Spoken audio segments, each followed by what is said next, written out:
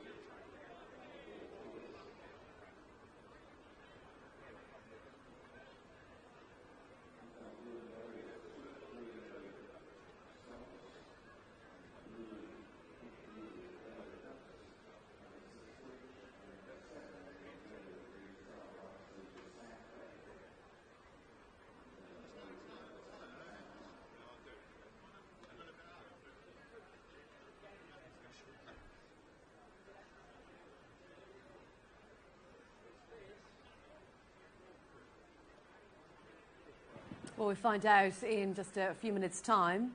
For this, the 7:15, the favourite is Fahrenheit 7, 11 to 10, who was successful a week ago for Mark Usher and Tyler Hurd, taking off £3 and quite strong, although was 10 to 11, just weakening up a little bit. 100 to 30 Northcliffe, 7 to 1 for Fierce. Capote's Dream, 8 to 1. Watcha, price the same, 25 South Bank. And Twitch at 80 to 1. So was odds on, now odds against. Fahrenheit 7, the only last amount winner in the field. And there he is, Jess, making his way to the start. Yeah, certainly. I was really taken by that performance where he won at Haydock. Tom Keeley-Marshall was on board that day, and it was an apprentice handicap, but just liked the way he did it. Just interested to see how the setup of this race here at Epsom, now over 6 furlongs, so back up and trip, and a different configuration to Haydock will suit him. But, you know, you can't really knock him too much, especially being so well in at the weights.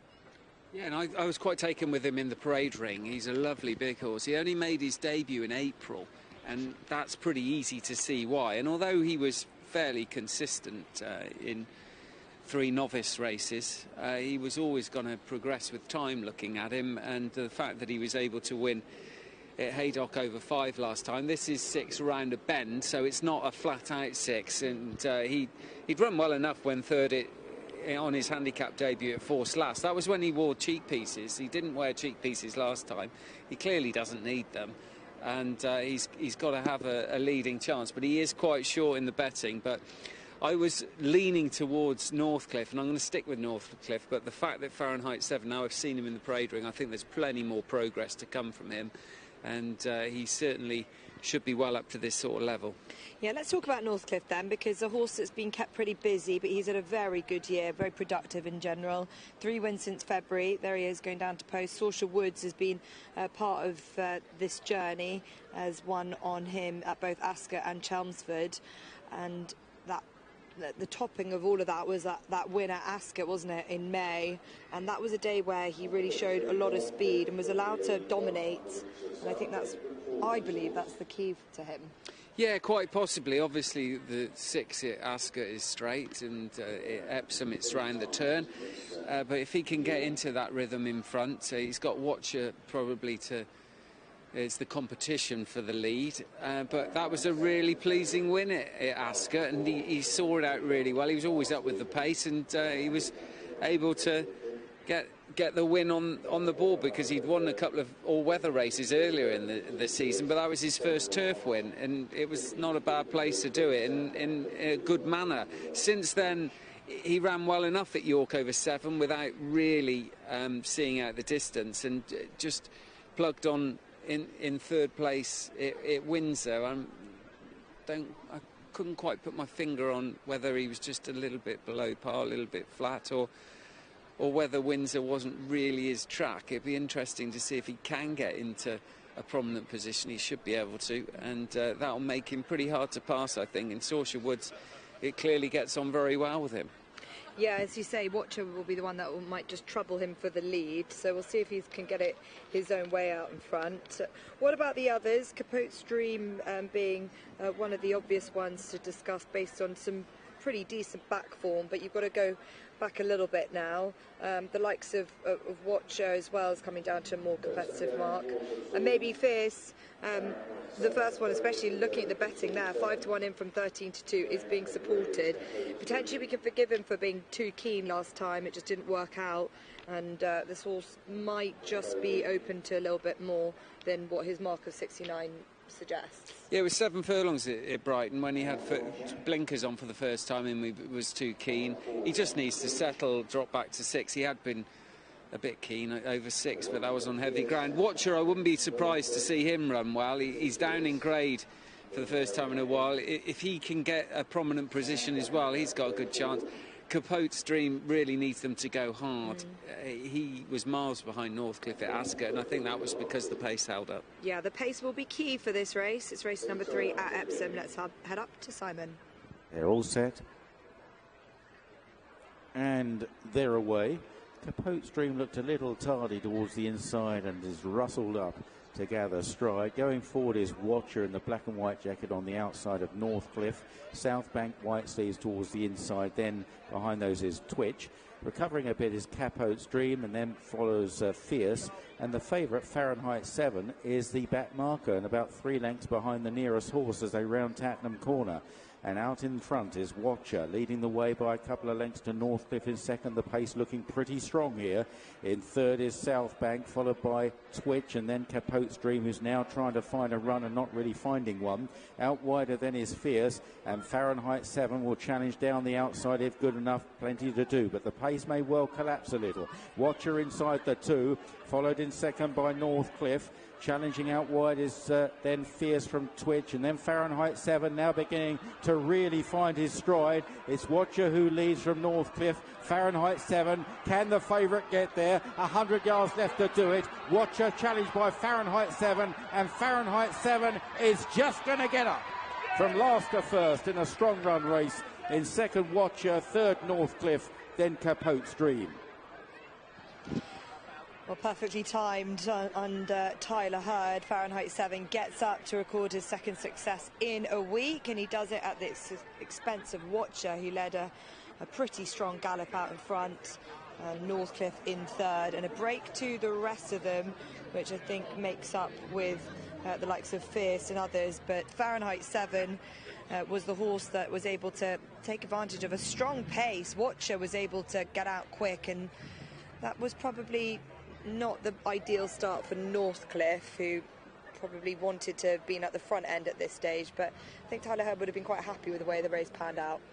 Well, he would have been happy in the close down the straight. I think at this point, when Fahrenheit 7 is just struggling a little bit at the back and just having to be chivied into the bridle, but they are going a decent gallop. Watcher's definitely got out in front with one thing on his mind, and that was to grab the lead, and Northcliffe was forced to sit in second. I was probably happy Sorcher Woods on Northcliffe, but he's probably sat a little bit close to Watcher, but the pace did hold up to some respects. The one that didn't get much of a run through, Capote's Dream, but when he did, he didn't pick up. But all the while in the pink colours on the wide outside.